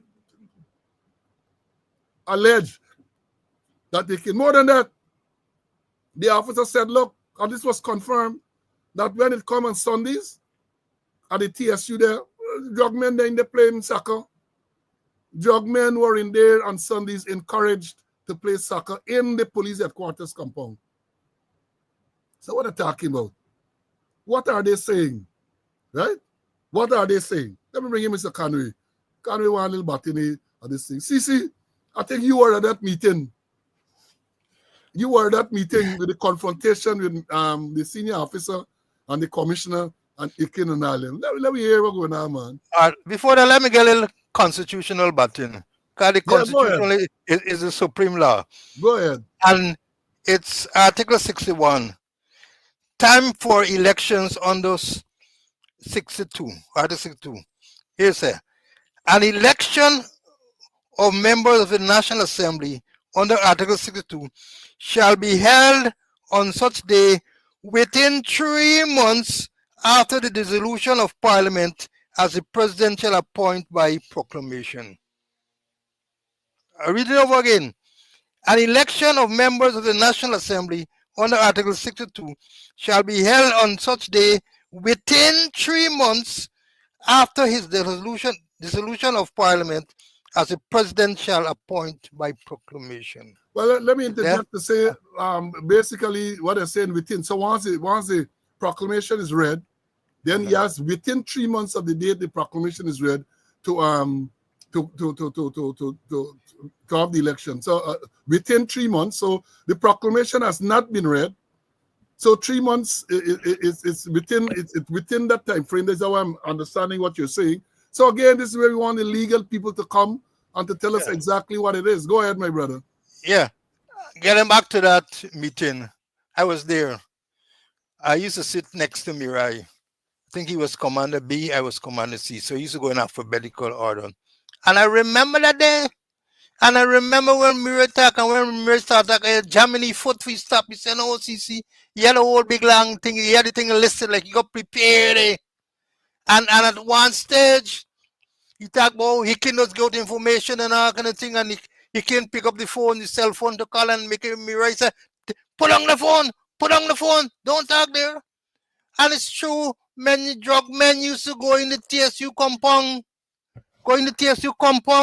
and play football on Sundays. And he can did admit that he driving the vehicle, but he know was a drug man vehicle. And even the commissioner PSC too. I remember that meeting there, Mirai was at his best. And he had his facts. He had it written down. Well written down that the police there, senior people, he can, the PSC, the mention, were involved with drug men, driving drug people vehicle. And the Bible say, show me your company and I tell you who you are.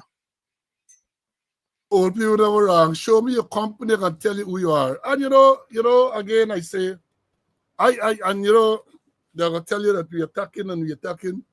But I had said before, long before Ikin was even appointed as commissioner, I had said the records will show that Ikin is not qualified either academically or otherwise. I made a statement repeatedly over the past couple of years. Because these are some of the things that we know. These are some of the things. But no, according to Ikin, the vice president, who was the opposition leader at the time, promised him that when they became government, he will make him the commissioner of police. That is what he said with his own voice. I didn't hear it, but this is people telling me. He told Conway, and I believe what Conway said. So they believe they put him on, they violated the Constitution to put him there. They violated the Constitution because there's no provision for him to be appointed, for an acting commissioner to be appointed after he has reached the mandatory retirement age of 55. Once he reaches 55, he should go, but no, they want to keep him there. So you keep it there now, and all of this problem. So I guess now they're about to say they were shame, but they ain't got no shame. So they're gonna rally and they're gonna keep it in the office. And so many things are going on. People kill at Linden. Men killed on the East Coast. Police shoot and kill the 2 civilians. Police Sergeant Vaughn get killed. Right? The Adriana Young get killed. Now cocaine. Senior officer accused of being involved in drugs trafficking. The international community, at least the US now, has become involved to sanction. And the man should, you tell me the man still should be there as commissioner of police? As somebody said, it's a birds of a feather, birds of a feather. They flock together. I've always pronounced that word properly because you're going to say me cuss. Birds of a feather flock together. Maybe they do other things together too, but they flock together. That is what you have. That is what. And they're blaming Slow and Conway for demoralizing the police force. We are not demoralizing the police force. We are bringing truth. And if you were to do a survey to find out what the people feel about what is going on in the force. People, I mean, look, up to recently, people ask you, they get service, they want to resign, if they're going to get benefit. I tell them, no, you can't, you don't benefit if you resign. People want to leave. People want to leave the force. Ranks want to leave. But you know, if you get 10, 12 years of service, it's not easy for you to just show that side and say you're moving on. You give a good part of your life to the police force. Because we continue to say that they are honest, hardworking, dedicated policemen and women. Many people say, well, maybe a few, but no, they have. I know that they have. But the people are so demoralized that they get to the point where you got to work in the morning, you try to make any wave. When the day thing done, you're gone home. 8 to 4 police, you come and you're gone. So if you see something happening in the road, if you're not on actual duty, you say, nah, I gone away. Yeah? So let me understand. The force is demoralized. There's evidence that the force is demoralized. There's no proper leadership.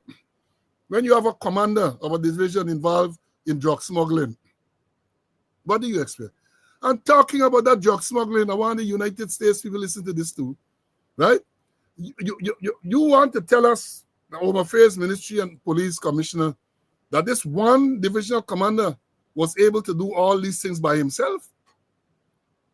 We understand that other ranks there at officer level were involved as well. One of them, who is alleged to have been involved, got promoted in the last promotion there. Got promoted in the last promotion that came out a few months ago. Couldn't be alone. Because the thing was, they said, plane landing, dropping off drugs. People airing plane in the area, nighttime, dropping drugs and so on.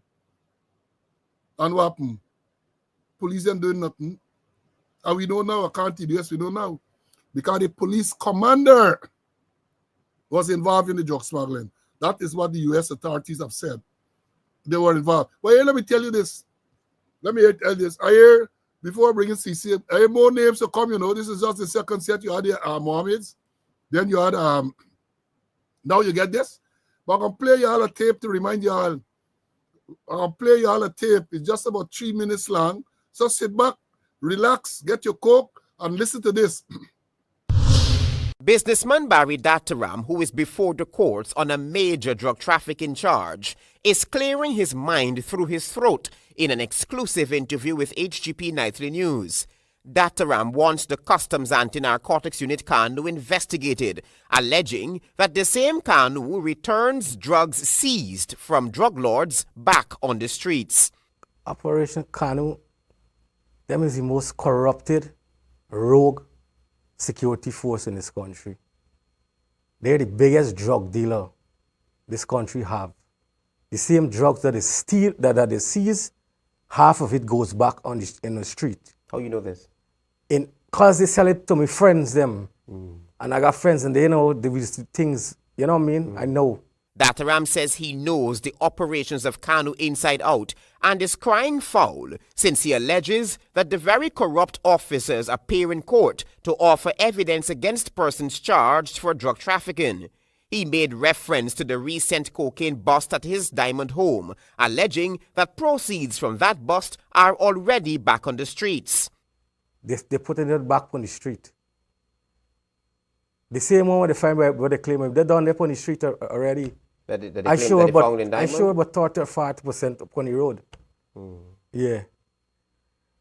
And now this is the same people them going and testify against me in court. Dataram, though, is not running from the fact that he too deals with cocaine. Authorities have long accused you of being a drug lord. Yeah. Are you a drug lord? Yeah, I do drugs. I won't say that. I won't say a lie. I never been convicted or nothing. They've never caught you with anything, really. No. But I know what's going on with the streets. I know what's going on with Kanu. For them is me enemy. And I gotta know what is going on with, just like how they got things on me. Just like that, I got things on them too. And all these things I keep on safe. Guyana and the United States in December of 2015 agreed that anti-narcotics agents would undergo lie detection tests and other advanced screening methods over the next 5 years, now that the Drug Enforcement Administration, DEA, has established a permanent presence in Guyana. During the tenure of former President Barra Jagdeo, some Customs Anti-Narcotics Unit employees had failed their polygraph tests, and it was Mr. Jagdeo who was quoted as saying that his government would have terminated their services, and added that his administration had been prepared for any ensuing legal battle. Some of those officers are still on the job. They gotta do this, the testing, what they do, the lie detector test. They gotta run it back on them. They gotta investigate these people. Dataram says he challenges any Kanu official to take him up on the allegations leveled, since according to Dataram, the evidence is deep. Travis Chase, HGP Nightly News.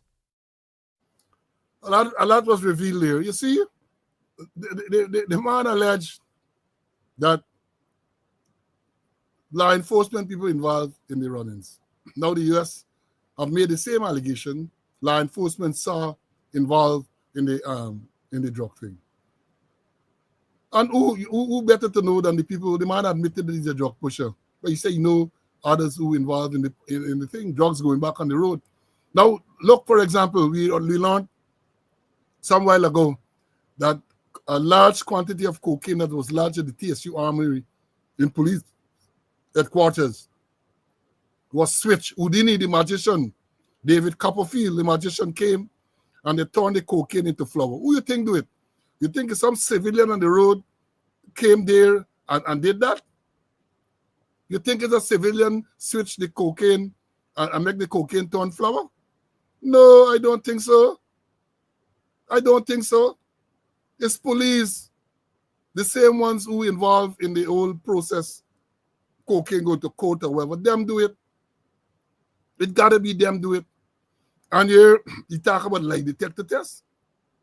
During the last administration, the great David Granger administration, polygraph was administered to a lot of policemen. Some of them still hold senior position there now. And they all fail. And some of the questions that they couldn't answer, at least one of the questions they couldn't answer truthfully, is whether they benefited from the drug trade. They couldn't answer that truthfully. And they failed the test. And what happened? Yeah, Jagdeo, they said, well, people can get dismissed and all them type of thing, and let them challenge if they want in court and so on. Nothing. They are kept there in senior position. Right? That's a tiger don't lose his stripes. Hope you said dog was socket can't stop sucking egg. You can't stop sucking egg. I know it's a little boy in the country when the dog sucking the foul egg. They just gotta boil the egg, get it hot, and put it in the dog mouth. Bunny, that was supposed to deter him from sucking eggs in the future. I know what I can put in these mouth to let it stop being criminals. You have to do a complete overall, starting with the senior command level. Let me understand this thing clearly. A complete overall of the senior. You have to start.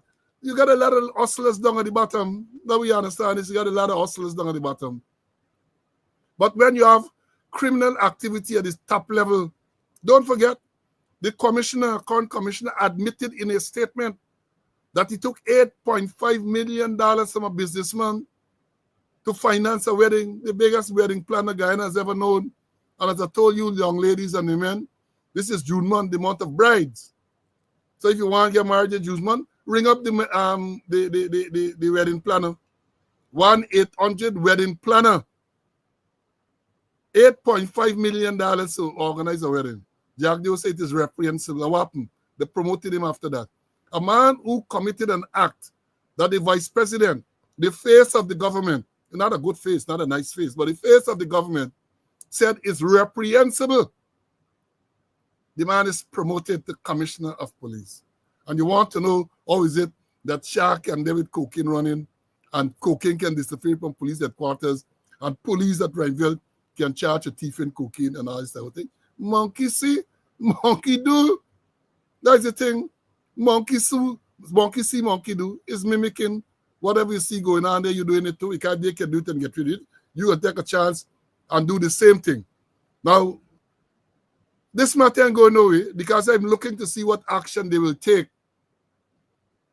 With the fact that, again, is the police saying that this man is sanctioned for drug trafficking. The police says so. Not Sloan nor Conway. The police released last night.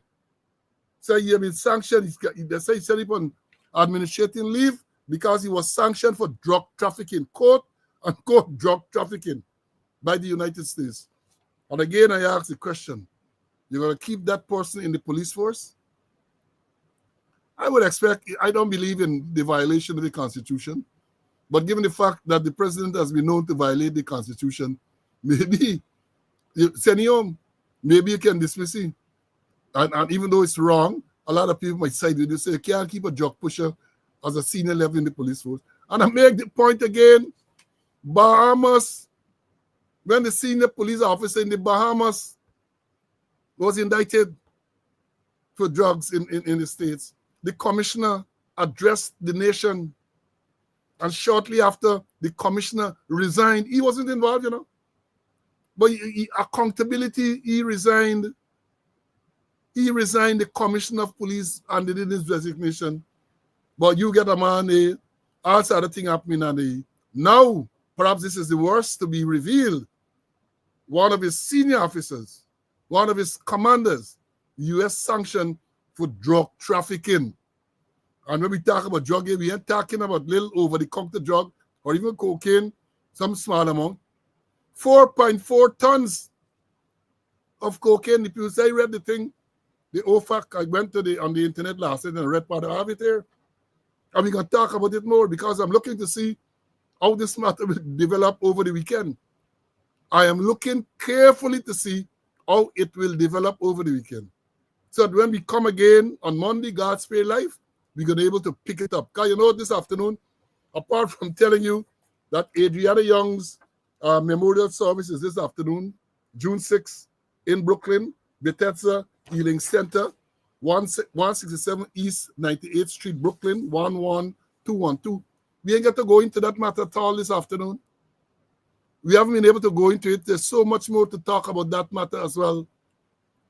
Because we ain't leaving it, We're not going to leave it. We're going to go into it. And we're going to follow up with this short thing. We have other matters that we have to go into. But we thought that given the seriousness of this drug smuggling allegation leveled against a senior officer in the Guyana Police Force, a very senior officer in the Guyana Police Force, in the form of Senior Superintendent M. Nat Shah, we should come and we should tell you. And they like to talk with the Mohammeds.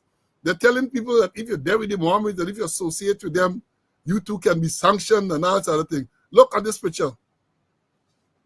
This person here in the black and the gold chain, that is one of the men who got sanctioned yesterday. And this here is known as Batty Lion. He's known as Batty Lion, Charles Ramson Jr. He is the Minister of Culture, Youth and Sport.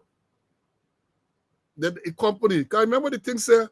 One of the release this man, let me read it back. Let me read it back. Let me don't short change, y'all. Let me read it back. Where the release here. The things here. Hold on.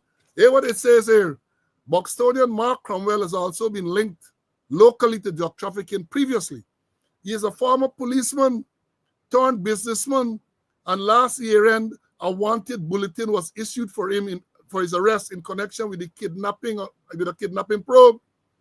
He has also been known to be closely linked to a number of persons in the present government and has been spotted in public settings with some of them. This is one of the public settings he spotted with some of them. So I guess now they have to distance themselves with it, because if they're to believe their own story, the mere association with him a sanctioned person, they can get into trouble too. So let's see where this will go. Let me bring in Mr. Conway to make his final comments, the comments and his closing at the same time. And then I'm going to come back and tell you what we will do going forward. CC, let me hear you make your comments and then give me the closing, because as I've said, there's this memorial service. Incidentally, folks, I understand the memorial service for Adriana Young will be streamed live on social media. So when you switch from here, when we finish here, you can also follow the memorial service. Over to you, CC. Yeah, and let me support you. Let me confirm that Hicken told me on more than one occasion that Jack Dio told him, hey, that this Granger government is a one-term government. And when the PPP wins the election, they're going to make it commissioner of police. So said, so done. Granger one term, and Hicken became the commissioner of police, although he squat and he was confirmed. But it's this drug thing, Paul, it's especially in the Northwest, especially in Matthews Ridge area. They had plenty early warnings, semi-submersible vehicle, vessel and all kind of thing they said they find there. And Port Kaituma is the gateway to Matthews Ridge, the waterway. The port there, from the port you go to Matthews Ridge by road. You got Matthews Ridge by road. And the man who was at Port Kaituma, who was in charge when they discovered the drug at Matthews Ridge, he get promoted. And many other persons involved in this thing. And let me make a statement, you could read through the line. And I think they got special branch nowadays too. Because the special branch man running being Brutus for check out the head of the special branch. But let me make the point that I remember reading Peter Drucker, and he said the art of listening is to listen to what is being said. And I'm going to ask a question. Do you think it's only manganese the Chinese they exporting? Do you think it's only manganese the Chinese they exporting, particularly through Port Kaituma? Thanks for that. Good question. Maybe they can answer. Well, in closing this thing with the sanction, I think today the United States government issued another statement. And it says, let me read it from the U.S. Embassy site. It says, POTUS, and POTUS, P-O-T-U-S, is the abbreviation for President of the United States, is confronting international drug trafficking head-on. Today, U.S. Treasury, supported by State Department and other agencies, sanctioned individuals operating cocaine trafficking network in Guyana. And then they say, we're cutting off their profits and securing our borders. That is what the State Department spokesperson, Tammy Bruce, said. So Guyana in the news. Guyana in the news to the wrong reason, and they're attributing a statement to the United States President Donald J. Trump that is confronting international drug trafficking head-on. And they said the Treasury, supported by State Department and other agencies, sanctioned individuals operating cocaine trafficking network in Guyana. We're cutting off their profits and securing our borders. That is what was said by State Department spokesperson Tammy Bruce. So let me see. Because we are telling them now too that this thing from the police and the Ministry of Affairs about administrative leave and the Police Service Commission, they are lying to you. They are lying to you. There is no Police Service Commission to take the action that they have told the public that was taken. There's no Police Service Commission. So they lie, as is customary now. They are lying. They are lying. Folks, almost 2 hours. Normally we limit the class to 2 hours, and sometimes we go a little over. But I told you the 6 o'clock service. I know many you would want to join. Somebody asking for the link. I think it's going to be, if you're on Facebook, I don't know the exact link, but I heard a statement this morning that it will be Rickford Burke. I think he was on 104.1 FM in Guyana. and he said that it's going to be streamed on several platforms. So maybe you can check around, and you are going to see the link to the memorial service. Folks, we have had a good afternoon. It's Friday afternoon. I want to wish you all a safe weekend. Safe weekend. As I said, tomorrow is a public holiday in Guyana. Be safe. Be safe. Policeman recently died from dengue. We understand that the death of Black Boy was from dengue. Accident at the Essequibo Coast, like Essequibo has taken over now as the deadliest road in the country. I think in the past couple weeks, they have had 3 or 4 fatalities on the Essequibo Coast. And that is what we have. Now that the rains are here, you have to be even more careful. Can I get some people driving? I don't know where they get their license from. All of it should be investigated. I saw a vehicle on the Concussion Road, sit down comfortable on a concrete walkway. I know it reached there. I don't know it reached there. But that is the craziness we have in the place. And for the female students who are on this live, remember I read the story earlier about this man who was found in this lady's bedroom playing with his private parts. They said, be careful, lock up your room carefully. Lock up yourself carefully. Right? So be safe, folks. And God spare life. We're going to be here again on Monday. You know, when Monday is 11 o'clock program. So all things being equal, and if the good Lord permits, we are going to be here on Monday at 11 a.m. And as we tell you repeatedly, things are so fluid in Guyana. Because while we have to continue to talk about Radiana Young, and we have some other matters to talk about, who knows what's going to happen over the weekend? For all you know, over the weekend we hear that the Commissioner of Police take shame out the face and resign. For all you know, we're going to hear that. Or we can hear that call Shah and tell Shah to resign. Or we can hear that the president tell the commissioner, well, we can't carry this weight any longer. This is dead weight, right? And with the election around the corner, we can't carry you any longer. You got to go. For all of that, you don't know. You don't know, but you're going to hold your breath. But for all you know, all sort of things could happen between now, today, Friday afternoon, and Monday morning, 11 o'clock, when we come here again. Again, that is the good Lord so ordains. So, folks, stay well. Stay well. Until we meet again, bye.